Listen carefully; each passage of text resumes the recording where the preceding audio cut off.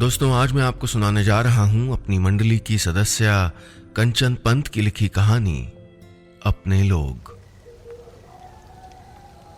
बारिश के बाद आसमान साफ हो गया था, इसलिए रात ज्यादा काली लग रही थी, काली और डरावनी। मोहल्ला बोझिल सन्नाटे में सोया हुआ था।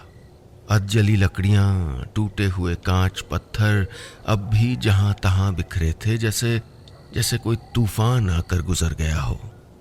बहुत देर से आरफा एक दीवार के पीछे खड़ी थी।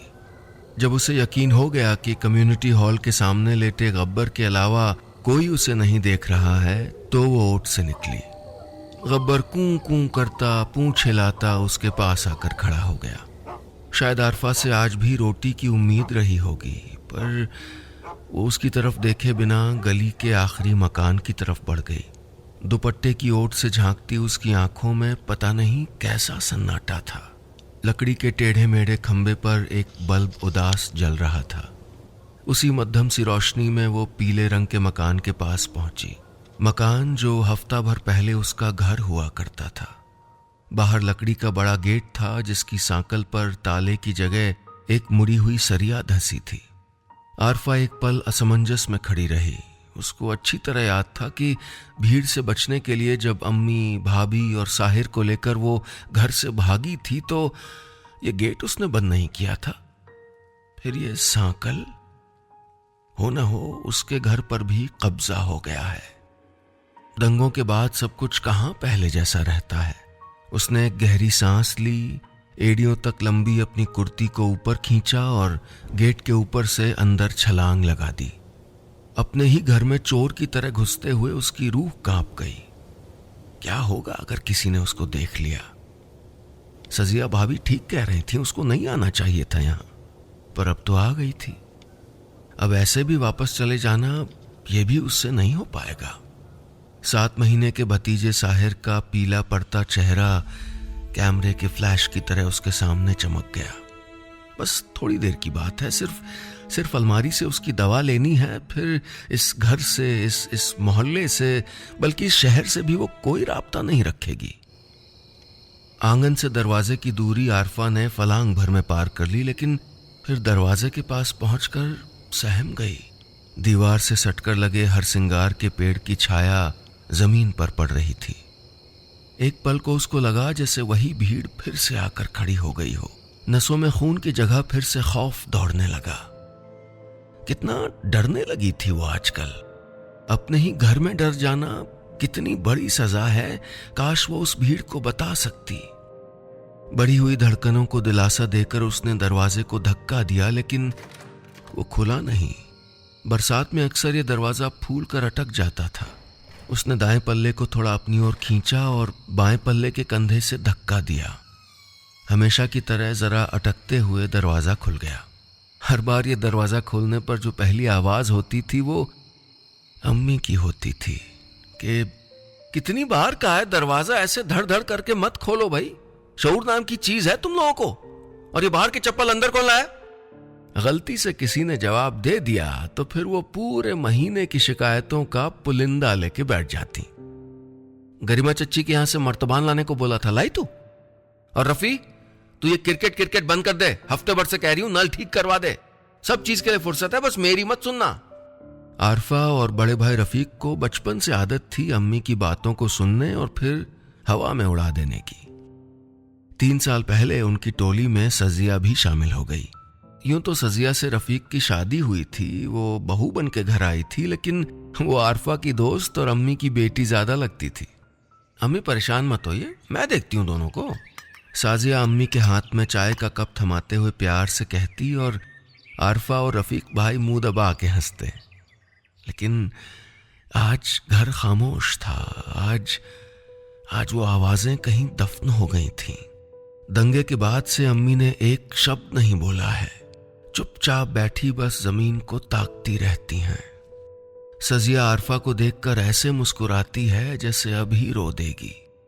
बस उनके बेटे साहिर का वो रात कुछ नहीं बिगाड़ पाई। बीमार है तो भी ऐसे हंसता है जैसे कहीं बताशे फूट रहे हों। अपनी छोटी सी हथेलियां फैलाकर पूरी दुनिया को मुट्ठी में कैद कर लेना चाहता है।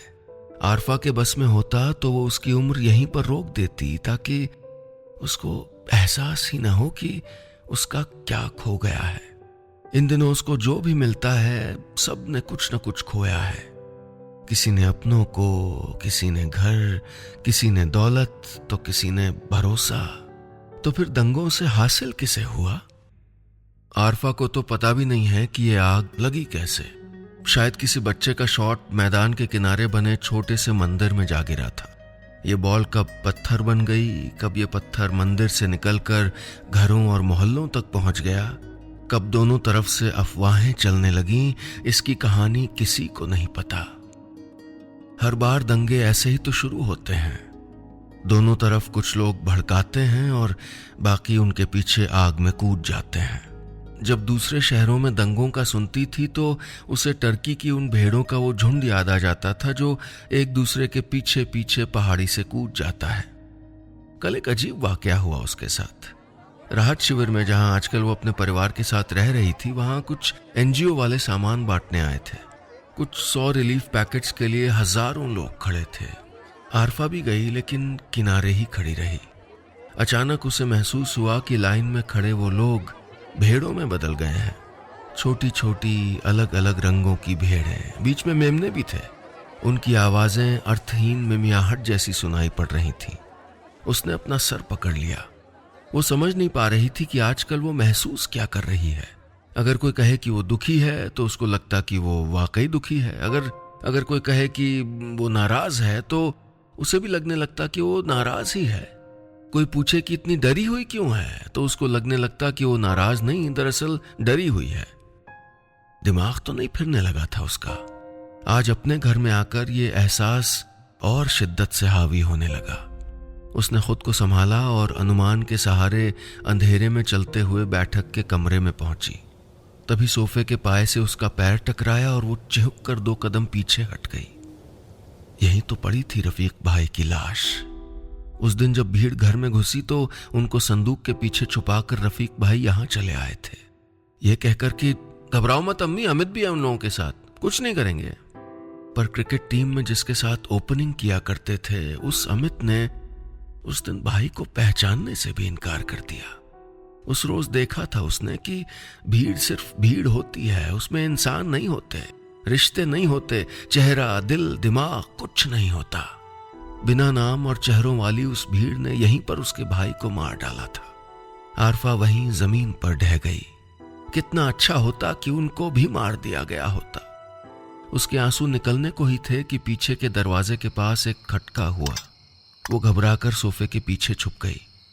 मर जाने की सोचना आसान है, लेकिन हकीकत में मरना कौन चाहता है? सरकारी फाइलों में सिर्फ नंबर बनकर रह गए वो सैकड़ों लोग भी मरना नहीं चाहते थे, ना रफीक भाई। आरफा दुपट्टे को मुंह में दबाए और दुबक गई, क्योंकि 2 कदम अंधेरे में उसी की तरफ बढ़ रहे थे। कोई 10 मिनट से आरफा सोफे के पीछे छुपकर बैठी थी। जो शख्स कमरे में दाखिल हुआ था उसके अब भी उसे सिर्फ पैर ही दिख रहे थे। बस आवाजों के सहारे वो अनुमान लगाने की कोशिश कर रही थी कि वो आदमी कर क्या रहा है। खिड़की के टूटे हुए कांच से चांदनी का टुकड़ा कमरे में आकर बिखर गया था। उसी मंद रोशनी में आरफा ने कमरे को देखा।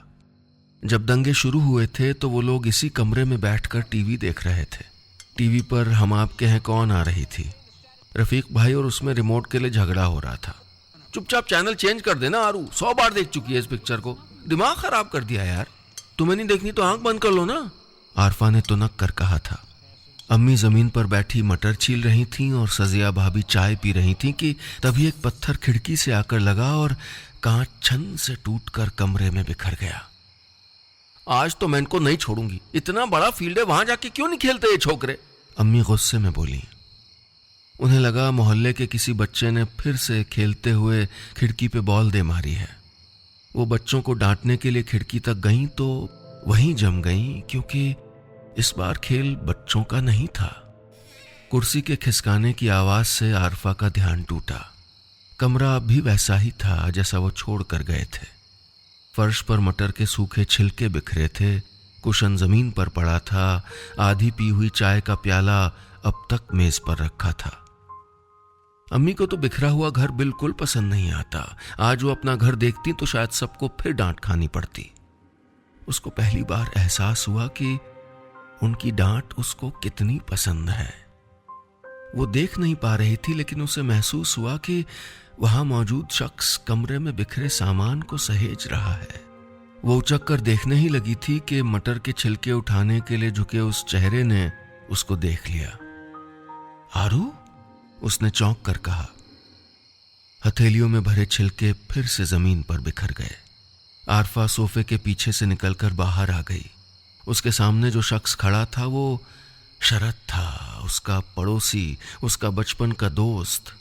कई बार आरफा को लगता था कि शायद वो दोस्त से कुछ ज्यादा है, लेकिन लेबल रिश्ते पर दोस्ती का ही था। लेकिन शरद यहां क्या कर रहा था इतनी रात को? परिस्थितियां बदलती हैं तो रिश्तों के नाम भी बदल जाते हैं। आज तक शरद आरफा के लिए दोस्त था, एक ऐसा शख्स जिसके पास वो बेहिचक अपनी उलझनें लेकर पहुंच जाती थी। लेकिन इस वक्त जब उसे एक दोस्त की सबसे ज्यादा जरूरत थी, वो उसकी ओर एक कदम तक नहीं बढ़ा पाई। उसकी शक्ल कभी अमित में बदल जाती, कभी उस भीड़ में जिसने रफीक भाई को मार दिया था। उसका नाम शरद शर्मा दीवार की तरह उसके सामने खड़ा हो गया। शरद ही पास आया और उसके बर्फ जैसे ठंडे हाथ को पकड़कर बोला, थैंक गॉड तू ठीक है। चाची कैसी हैं? भाभी और साहिर? तेरी कानपुर वाली फूफी को फोन किया था, उन्होंने बताया कि तुम वहां पहुंचे ही नहीं। बहुत परेशान हो गए थे हम। इस बात पर आरफा को रो देना चाहिए था। उसके लिए परेशान होने वाले बचे ही कितने थे अब। पर वो नहीं रोई। उसे लगा कि उसके सीने का बोझ थोड़ा और बढ़ गया है। उसने धीरे से अपना हाथ शरद के हाथ से छुड़ाया और बोली, तो अब ये घर तुम्हारा हो गया है? शरद बोला, ये घर मेरा कब नहीं था।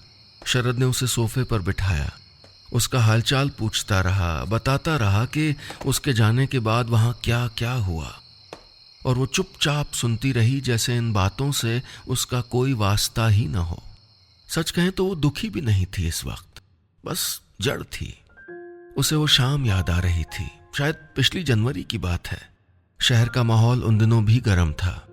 लालबाग की तरफ कुछ आगजनी भी हुई थी शायद।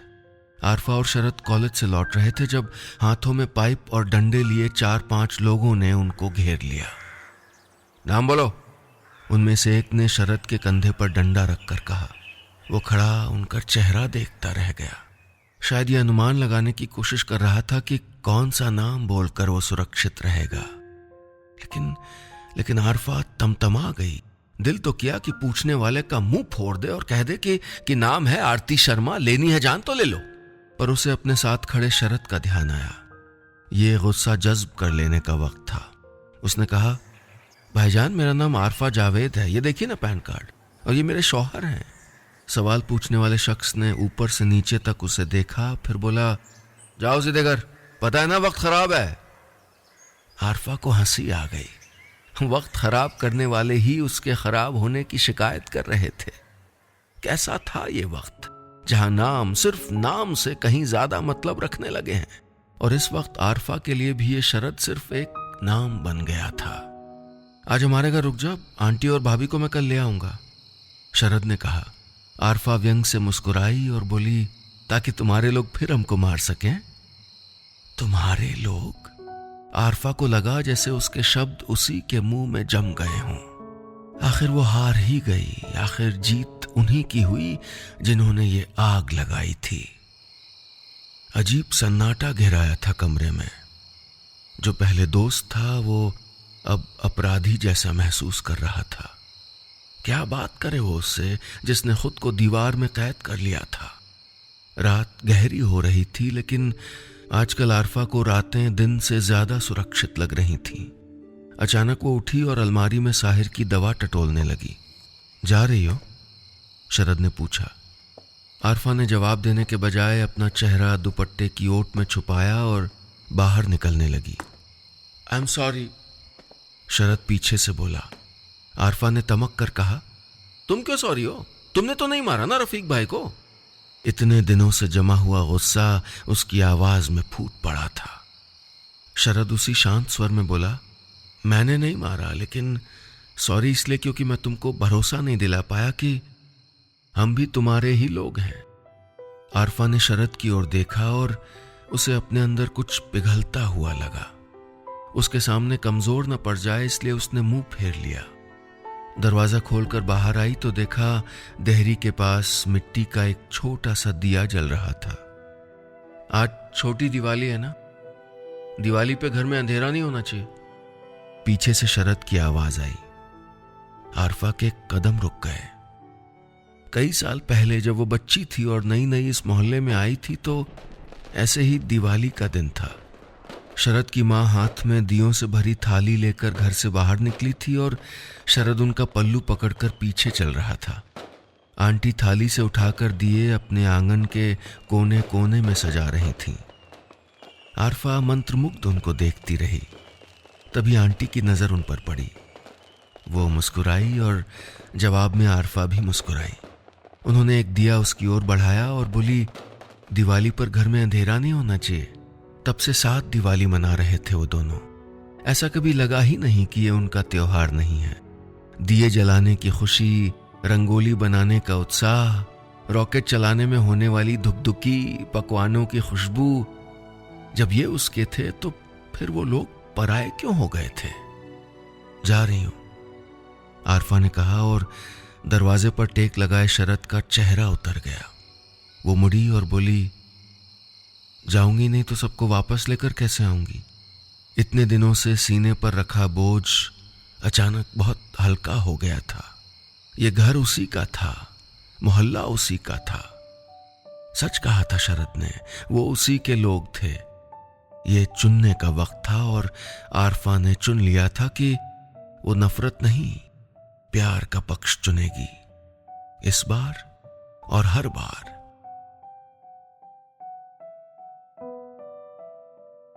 बस इतनी सी थी ये कहानी।